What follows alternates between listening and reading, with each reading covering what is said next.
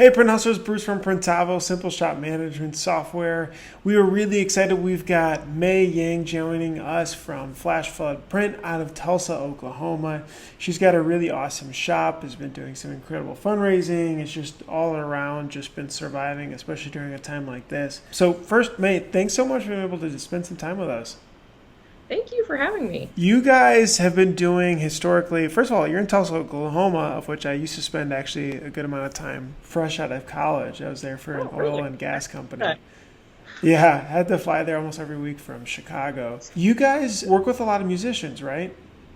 We do. We actually started out, I think, 8 years ago when we were a young shop, printing with a lot of local musicians and bands, and we print flat stock as well as apparel at our shop. So we printed a lot of gig posters, and at the time, my business partner was also working at a bar that hosts a lot of local shows. So we were able to kind of get in that way and make a lot of good connections that we still have right now. That's awesome. Is that how you guys started, or how did you get started in screen printing? My business partner Nick and I actually met at a different shop, like a much bigger, higher volume shop, and had just talked while we were there about kind of the shop of our dreams and like what that would look like. And it was something that I had always wanted to do, even just when I was in college, trying to figure out a way to continue printmaking.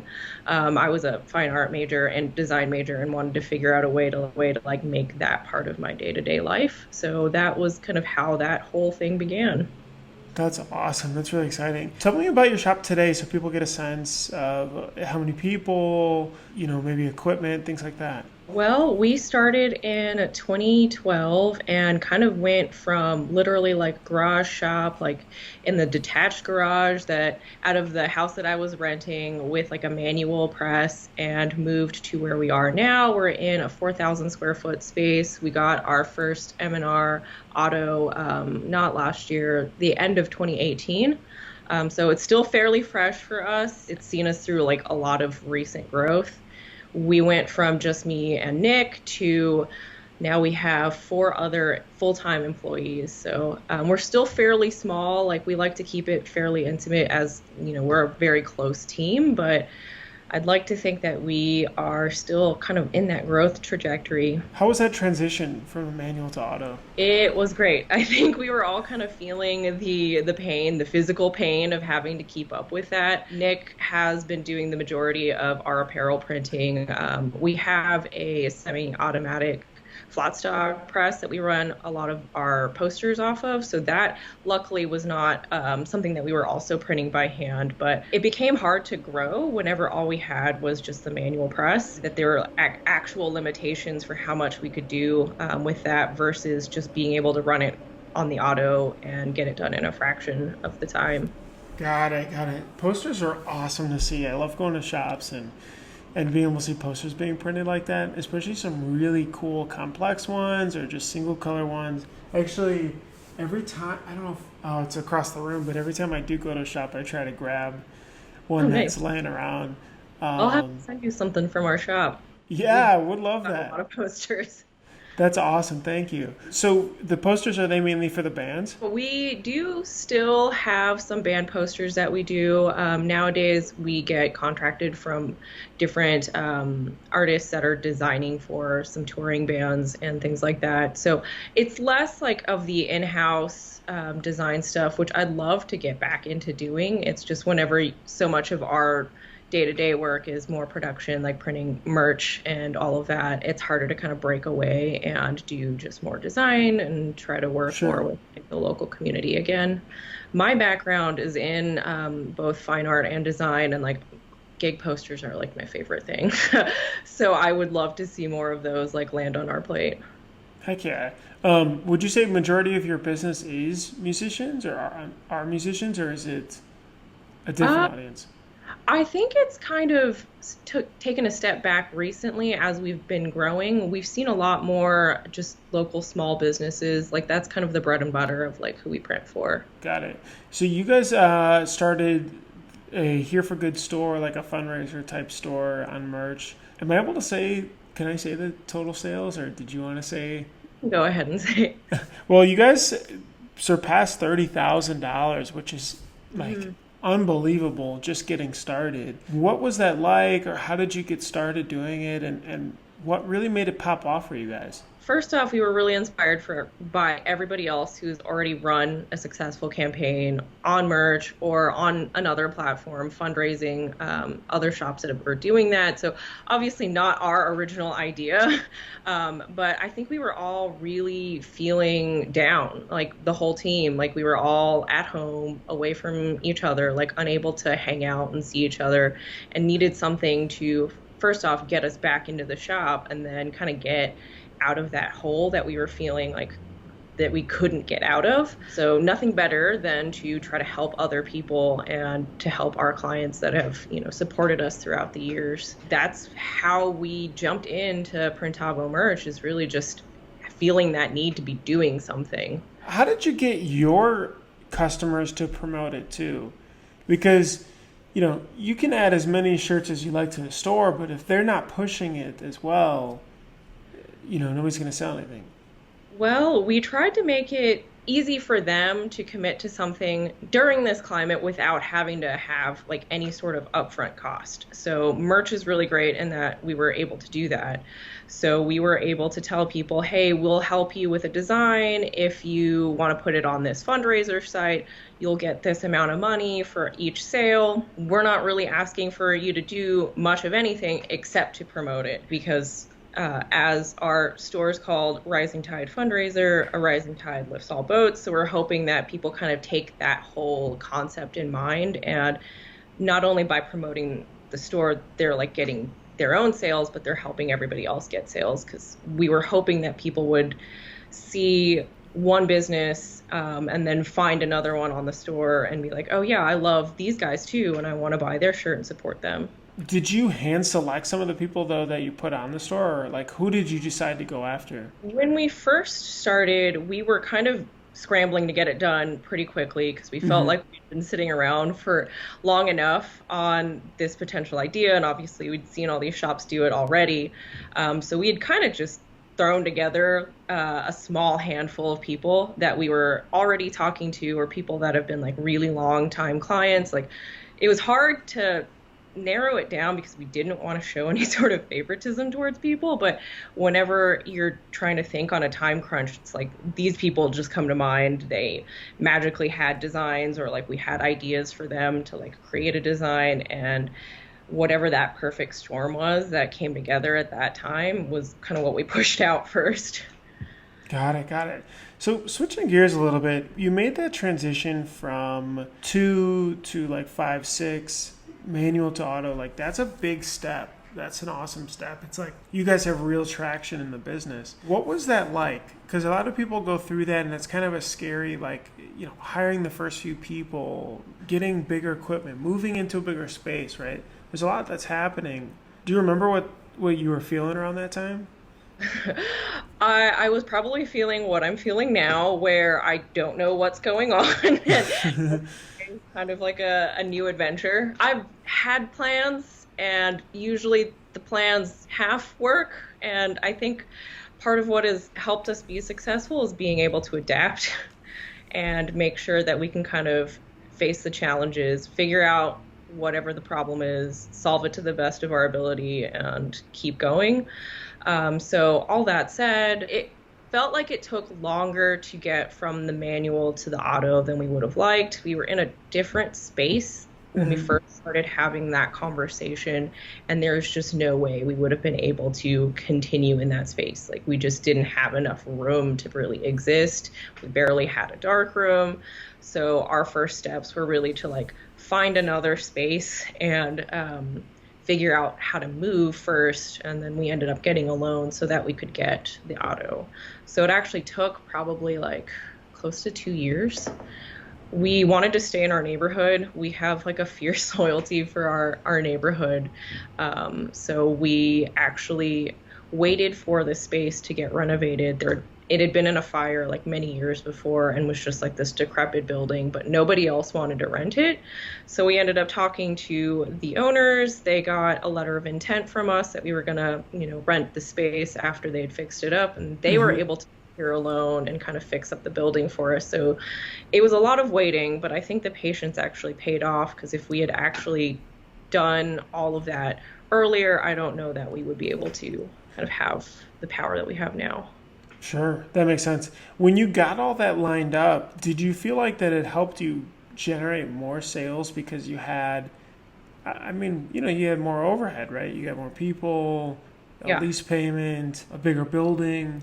Absolutely. I think having more people and having the right people has really, really helped me because, as you've probably known from talking to a bunch of other people that have started as like a one man or a two-person shop, like you're wearing like nearly all the hats. So it's pretty hard to, get outside sales. Sure. It's a lot of just how do I get through this day? Like, how do I make sure, all of the shirts are done for this order on time? So having the space and then being able to hire people and the right people has really helped. Got it, got it. That's huge. How did you find the right people? Was it just friends of yours that you knew, or? A lot of trial and error. Yeah. We actually did hire a lot of people that we knew in the beginning because it was kind of easier, to hire somebody that you knew that had an idea of what the process was going to be like, or just that you knew that you could work with. Right. And a lot of people say not to hire your friends, and there are a few instances where I think that really rings true that I didn't work well with this person and then we ended up having to let them go, which was incredibly difficult. But we just hired our most recent two people like just through, an open Facebook post or, just our first job listing, and it was way easier than I had made it out to be in my head. So I don't know why I waited that long to do that either. How would you feel like you would hire better than if you went back? Like, was it the screening questions that you would have developed more, or was it a gut instinct that you ignored, or what do you think made this second round better? I think I would definitely develop better screening questions and kind of have more of a sense of what job and what roles they were going to play and like specific traits that are geared towards those roles. Since we are still fairly small, multiple people are generally doing multiple things in the shop. So it's been hard for me to kind of concretely say, this person is just sales. Like this salesperson also occasionally like receives and stacks and folds shirts. So they need to have like multiple kind of skill sets in that regard. So Sure. have more clear like job, roles and responsibilities, I think would help. And then that would help develop those questions. Were there some example questions that you did ask that fit the right person to the right role? Yes and no. We do have like a pretty strong company culture for even being like a small group. And we did want to make sure that it was going to be somebody that would kind of fit that whole vibe. So there were a few questions that I feel like we asked. God, now I can't even remember what they are, but I feel like they were like really off the wall, like weirdo questions that normally wouldn't get asked during a job. I think one of them was like, what playlist or what music would you put on like during the day? Like, not that we wouldn't hire somebody based off of their music choice, but it is kind of an interesting peek into somebody's character, I think. Sure, sure. Did you have the rest of the team sitting with you interviewing them, or how did you make sure that they were a good fit? I originally started doing the interviews as just me and the candidate, and then I pulled in our production manager, who I had just promoted to production manager, to help do the interview, and I think that significantly improved the results. Just having a second person that talks to and has to interact with the potential employee, that was a big game changer. Got it. You mentioned promoting someone into production manager. I've seen other shops have great and not so great experiences because, like, as a manager, it's different skill sets than it is like when you're managing people than it is actually being on the ground floor. Did that go well for you guys, or was there any Yeah, things that did? Awesome. it did. I think once in a lifetime you meet the right person and they're like fantastic at their job. They're a Uh people huh. person. Like the planets align and like everything works out. And that was a really easy decision for us to have her be our new production manager, I think.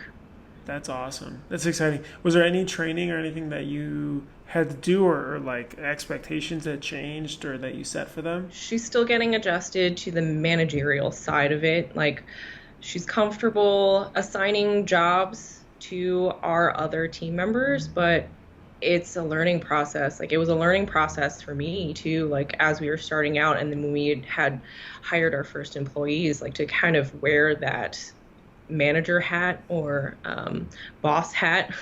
Sure. So I think that's going to take some time. We had potentially talked about her doing like more business side stuff too, because her interests are varied, and there's like actually a local program that we could enroll her in that's through our Tulsa chamber, to have her kind of learn more of like, read a balance sheet, like some like light accounting financials, which I think would only come up with her. I don't know that I would, normally spring that on a production manager, but it was something that she had shown interest in. Did she come through the job posting, or is this a friend that you guys knew before? This is a friend that I didn't know very well at the time, but have gotten to know fairly well and consider her now like a pretty close friend. Gotcha. Awesome. Switching gears again, what do you think keeps you up at night now with the business? Obviously, coronavirus and everything is an aspect, but what are you thinking about when you go home? Coronavirus right now is definitely at the forefront because nobody knows what's going to happen. So that's definitely kept me up at night, the last couple months. Mm-hmm. But right before that had hit, we were trying to generate more sales and at least have some sort of a sales strategy. So that was what I was focusing on before, everything went to hell. So when generating more sales or having a strategy, do you feel like you created that, or was it still more in progress? It was definitely in progress. We had just started trying out different, like, essentially like sales apps or like CRM apps so that we could keep track better of like who we're contacting and where they are kind of in that pipeline of closing a sale. But it was all fairly new, and then we shut down for like a month, or more than a month. I think it's going to take a little bit of time for us to get back on that wagon because right now we're in survival mode. Sure, sure. What about when you had new people start? How did you go through training them and getting them up to speed? I mean, you guys had vast screen printing experience, but I'm assuming not everybody did. Correct. I am going to be completely honest and tell you that I am still learning how to train people. Every single person I bring on is a new learning experience for me. Sure. We've learned that people learn in drastically different ways. So whereas I really like having a manual and like being able to read and reference things, not everybody learns that way. So we've talked about doing team demos, like where people that are responsible for different things in the shop like are actually showing the new hire like how to do them. So it's coming from whoever is accustomed to doing it. We've talked about them watching videos. We've actually queued up some Printavo videos for people to watch because you guys do have some very informative videos. I think the manual is the biggest one for me, like because I actually made like a company guide of different like practices that we do in the shop. Really? Is that like each department or? Essentially, like I love being able to read and reference stuff. So having it all written down for me like made a lot of sense. And then it also gives people, even the people that have been with us for a couple years, something to like refer to like whenever they're helping or like refreshing themselves on a specific process or procedure that we don't do very often. Got it. How long did it take to make something like that? Because we sat down one day, and I think we just locked ourselves in a room for almost a full day and created a manual like that for us of like all the tools we use, each department, each person, what they do, all that stuff. And it took some time, but it's definitely been great to use as a foundation for everybody else. It is still ongoing. Like I have like a good skeleton for it. I think the first year I started writing this, I spent the week in between Christmas and New Year's, like just solidly like working on writing all of this stuff down. And then each iteration, like every year, I kind of go back and like refine and add and like take out the stuff that's extraneous or the stuff that's changed. So it kind of just keeps adapting and evolving. But God, it took me like many days to write it all down. I mean, walk me through that guide. Like, what does it look like? What, just so other people can get a sense and be like, oh, okay, this could be helpful, for us to have. I definitely have at the very beginning some company culture type stuff. Like there's some reading that I found to be inspiring that hopefully whoever is starting in their new position, they'll read it and kind of get a better understanding of where we are as a company. We finally like went through and set some core values, I think last year or the year before. So that's in there as well. And then it kind of goes into department, like where there's like sales. There's a big section in Printavo and like best practices on how we use Printavo. I also have like kind of cross-referenced some videos in that as well. But there's like the screen room, inks, shipping and receiving. We have like phone best practices, different things like that. I'm working currently on like an kind of an HR kind of guide. It got put on pause whenever we left. Kind of took that break. But That's awesome. That's really great. What else would you want to add into it? my team has been asking to find for a way for this to live like online so that we can keep track of updates. Because right now it's all just printed out or it exists in like one big PDF. So I'm trying to figure out how to make it a little bit more friendly for somebody that's actually just looking for certain information or, whenever we've gone and decided to like change a ink color change fee or something like that, being able to have that show up as like an update would be really helpful because people forget and then that ends up getting messed up down the line. That's awesome. That's really great. My last question for you is the future here. So the next, I guess, 6 months, the rest of 2020, what are you guys thinking about? I know obviously everything kind of changes fairly quickly with coronavirus going on, but, what are you thinking about? Like, where do you want to point the business? God, that is a good question. I really feel like the pandemic kind of knocked me off of my like planning track Uh-huh. because like I told you, I was trying to up our sales, which I will most likely keep doing. But since the pandemic happened and we've kind of had to rethink how we're getting jobs, I'm not 100% sure. Like, I know things are going to change in the future, but I'm not sure what that looks like. I know that's not like really an answer for your question. Yeah, no, just taking it day by day to figure it out. Definitely taking it day by day and trying to make use of the tools that we have. The pandemic has definitely made me rethink some decisions that I was against in the past, like fulfillment, for example. I think now is the time to absolutely start offering services like that make it easier for people to launch online stores or to use Printavo merch more as a tool, because that was a big game changer. Gotcha. So fulfillment and storing that picking, storing inventory, shipping. Yeah, I Gotcha. think so. That's awesome. Well, thanks so much for an insight into flash flood print. It's been really interesting. I think it sounds like you're on the right path, though, especially with the guide, the training, the way you're evolving, hiring, getting into merch stores. I mean, it's a really cool look behind the scenes as you guys are growing and just experiencing those natural growth pains and lessons learned. Thanks so much for being able to join us today, May. Yeah, thank you.